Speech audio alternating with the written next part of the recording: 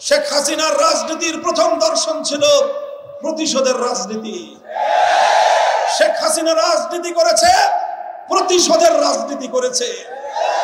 1975 সালের 15ই আগস্টের অভ্যুত্থান যখন ঘটে, শেখ হাসিনার বাবা মরহুম শেখ মুজিবুর রহমান সাহেব তিনি সেই অভ্যুত্থানে নিহত হন।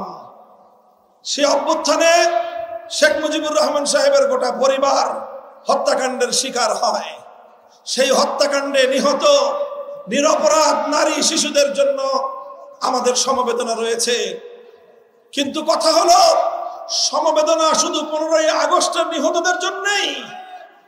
15ই আগস্টের আগে বাকশালীদের হাতে শেখ মুজিবুর রহমান সাহেব ৭১-এর মুক্তিযুদ্ধের সেই চেতনাকে বৃদ্ধাঙ্গুলি দেখিয়ে ৭১-এর মুক্তিযুদ্ধের অঙ্গীকারকে ভঙ্গ করে বাংলাদেশের মানুষকে ভোটাধিকার থেকে বঞ্চিত করে একদলীয় বাকশাল কায়েম করে এদেশের প্রতিটি মানুষের অধিকারকে তিনি কেড়ে নিয়েছিলেন।